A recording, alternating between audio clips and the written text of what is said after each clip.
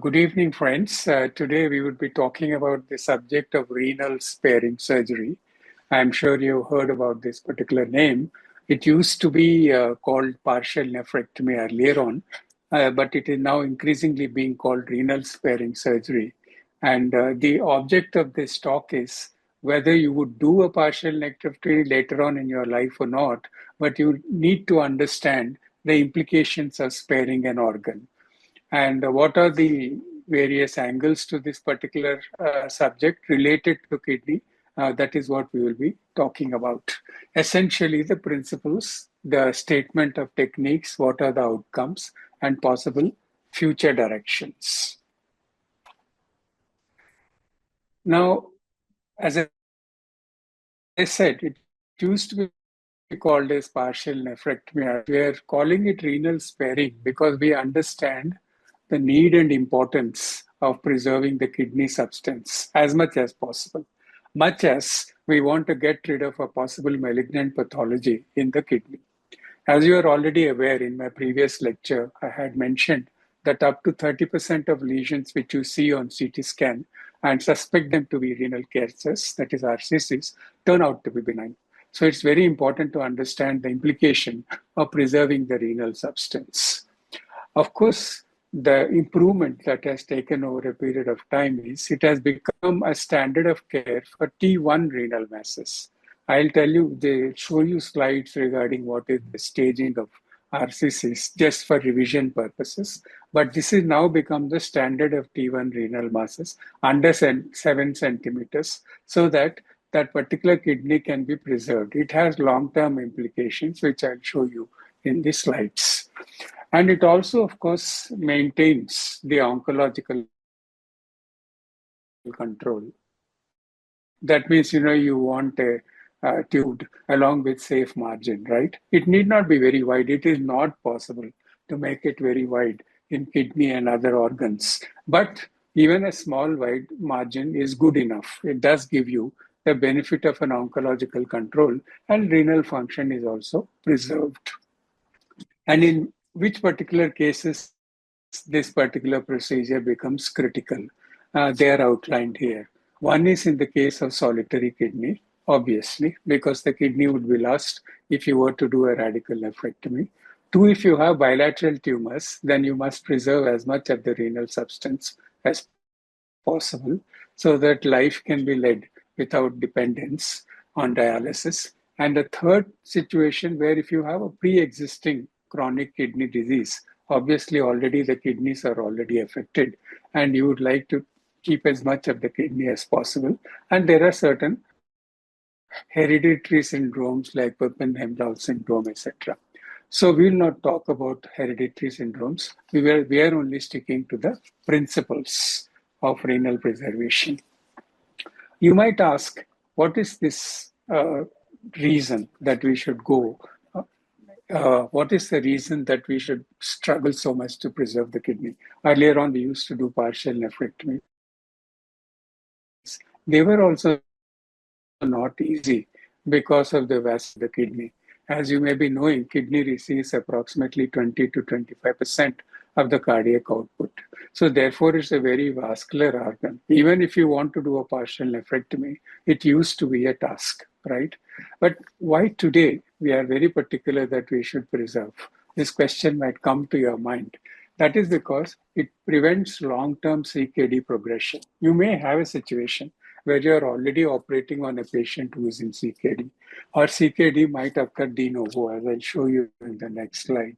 So it prevents long-term CKD progression, and it also reduces the risk of cardiovascular morbidity, how I'll talk to you in the next slide, and of course have achieved good oncological outcomes. So because of these three conditions, we are therefore able to achieve the principles of functional urology. This is a subject which is increasingly developing now. So therefore, this comes under the subject of functional urology. I will talk about that later. Now, when I said CKD risk rises sharply with nephron loss, what does it mean? As I said, you may have which is already a pathological kidney in terms of a chronic kidney disease, or the proneness to CKD increases if you are left with one kidney only. So this has been found in various studies. So therefore, we want to reduce that risk. And of course, achieve an oncological safety. That means if you have a T1 kidney mass, then you should be able to achieve an oncological safety, removing a margin of the normal kidney tissue along with the tumor. That is what we mean by oncological safety. And what about the long-term outcomes? It has been found that if you have less of renal substance, the chance of having a cardiovascular morbidity becomes much higher. Why? Because kidney is, at the end of the day, concerned with maintenance of water and electrolytes. And both these are very much important for cardiovascular morbidity. Now, for example, if supposing water is not handled properly and the patient develops hypervolemia, obviously that will raise the blood pressure. And in the long term, that can increase cardiovascular mortality and morbidity. Similar thing, theory goes for electrolytes as well. So this is the reason why you want to preserve the kidney. And of course, the quality of life per se, metabolic stability, and fewer dialysis risks. So I think I've been able to bring the reasons forward as to why we should maintain the renal kidney substance as much as possible. That means reduce CKD, reduce CVD, and of course, maintain the oncological control. So keeping that in mind, how do we go about it? Now, I have actually deliberately projected this slide, which seems to be not in sync with the subject we are talking. But basically, I remember veterans. You may have straight away not remembering what is the T1 lesion. So I thought I should put up this slide so that you know exactly what we're talking about. Now, look at this situation that T1 is under centimeters, like this one, is under 7 centimeters and is confined to the kidney. That is, it's organ-confined cancer under 7 centimeters. Remember, the longitudinal length of the kidney is 10 centimeters. The width of the kidney is around 5 centimeters, 3 to 5 centimeters. So therefore, you can imagine then now, put it in context. What is our 7 centimeter tumor? This is in fact further divided into two, T1A and T1B. T1A are those tumors which are less than 4, which are around 4 centimeters, and T1B between 4 and 7 centimeters.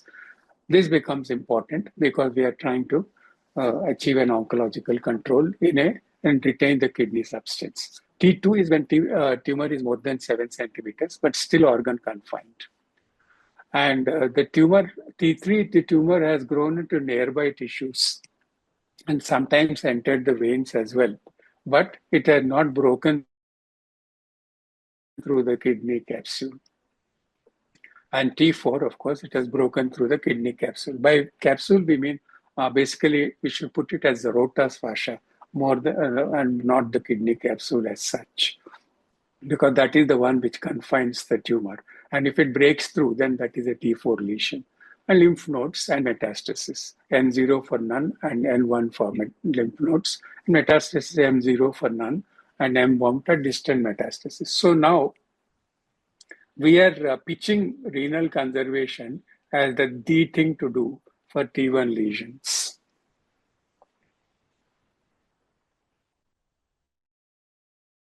Just for your revision once again, and this is the staging.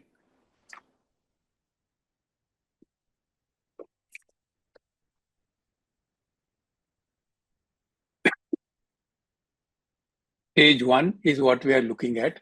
That is T1, N0, M0. This is the one that we are pitching renal control for, renal conservation for. So now let's come to the indications. Some you can say are absolute indications. That means you have no option but to do renal sparing surgery. And there are other indications which are written as relative and elective. So let us look at it. Absolute indications, like I mentioned before, in case of solitary kidney, in case of bilateral renal tumors, and if you have already got a pre-existing renal insufficiency, I mentioned as CKD earlier. So if you have these three situations, quite clearly, you have to preserve the kidney, you have no choice. And what are the other relative indications? That means if tumors are less than 4 centimeters, as I told you, T1 is divided into T1A. It's quite a relatively small tumor, that is under 4 centimeters. And the tumor location is favorable. We'll talk about that location later on. By favorable, what we mean is that if it is either in the cortex or more of an exophytic lesion than an endophytic lesion. Let's put it that way. In that situation, and when what is exophytic, it means it is coming out of the cortex of the kidney and more outside of the cortex than inside of the cortex. That's a favorable tumor location, and you would like to do a renal conservation. And of course, electively, sometimes in case of T1B tumors, that is 4 to 7 centimeters. And why we say selected tumors? Because their location could be critical, supposing they're closely located to the hilum of the kidney, more endophytic than exophytic, then it has to be an elective decision. You have to take a call depending upon the situation. So these are the indications, and this you must know, because this basically one of the purposes of this lecture is this slide. You must know the indications, and of course you should also know what are the contraindications. Contraindication means if you are finding that it's an infiltrative tumor or an unresectable tumor, you should not go for a situation where you think it's a very large tumor, let's take out a part of it. No, it's not indicated. And if you have poor surgical candidates, like say elderly, with a lot of morbidities, and if you have unfavorable tumor location, central, I hope I'll require you to imagine that a bit. Let us say you have the PCS here, and your tumor is sitting here. That is 50 exophytic, 50 endophytic. Your tumor is sitting here, which means more endophytic than exophytic. On the other hand, your tumor is sitting here, then you have got a problem because it is involving the collecting system. And if it goes further inside, then it is involving the hilum of the kidney. So in such a situation, you may not be able to perform a sparing surgery. You have extensive comorbidities. I've already mentioned elderly candidates with a lot of comorbidities that might even limit not only you, but it might also limit the surgeon. Not only you, but it will limit the anesthetist as well. So therefore, in those situations, do not expect to do a renal sparing surgery.